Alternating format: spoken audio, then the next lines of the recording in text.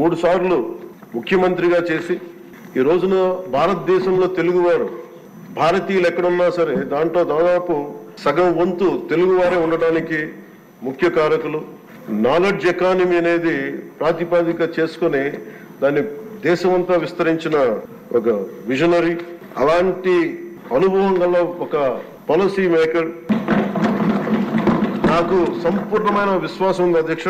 150 రోజుల గౌరవ ముఖ్యమంత్రి గారి అనుభవంతో కూడిన ఈ పాలనలో నాకు సంపూర్ణమైన విశ్వాసం ఉంది అధ్యక్ష. ఆంధ్రప్రదేశ్ $1 ట్రిలియన్ ఎకానమీగా అతి త్వరలోనే ఈ 5 సంవత్సరాలు వెళ్తుందని మనసు సంపూర్ణ విశ్వాసం ఉంది. గత ప్రభుత్వం మనల్ని ఎకానమీని నిర్వీర్యం చేసింది, ఇబ్బంది పాలు చేసింది, అన్ని రంగాల్లోనూ రాష్ట్ర ప్రభుత్వాన్ని వెనక్కి తీసుకెళ్లిపోయింది. ఈ పరిస్థితుల్లో గౌరవ ముఖ్యమంత్రి గారి అనుభవం, మీ పారదర్శకత, మీ విజనరీ దృష్టి ఇవన్నీ కూడా మాకు ఈ $1 ట్రిలియన్ ఎకానమీ వైపు పరిగెడుతున్నాయి అన్న దాంట్లో ఏమాత్రం సందేహం లేదు అధ్యక్ష. అలాగే పంచాయత్ గౌరవ ముఖ్యమంత్రి గారి ఈ నాయకత్వంలో ఈ ప్యాడీ డ్యూస్ రైతులకు కావాల్సింది 1674 కోట్లు రిలీజ్ చేసి నిజంగా మీరు రైతాంగానికి మీరు ఎంత అండగా ఉంటారని మాటలతో కాదు చేతుల్లో చూపించారు అధ్యక్ష. వారికి మనస్ఫూర్తిగా నా ధన్యవాదాలు.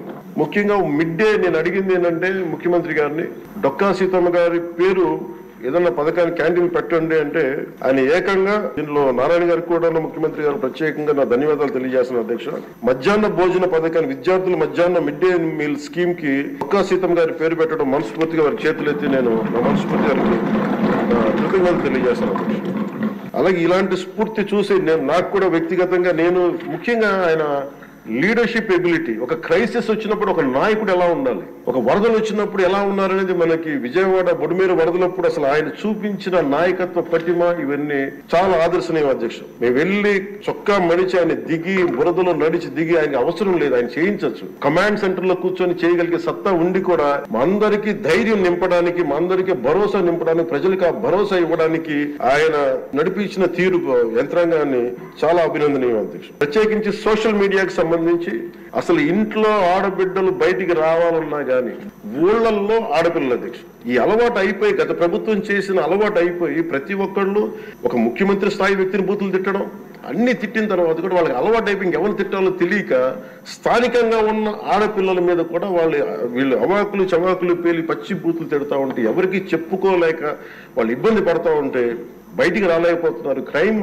మైండ్ సెట్ పెరిగిపోయింది, క్రిమినాలిటీ పెరిగిపోయింది. ఇలాంటి సమయంలో ఆయన ఉక్కుపాదంతో సోషల్ మీడియా యాక్టివిస్టులు అనే పేరు చెప్పుకొని గుండాలకి రౌడీలకి ఆయన తీసుకున్న చర్యలు, హోంమంత్రి అనిత గారు తీసుకున్న చర్యలు చాలా బలమైన అభినందనలు.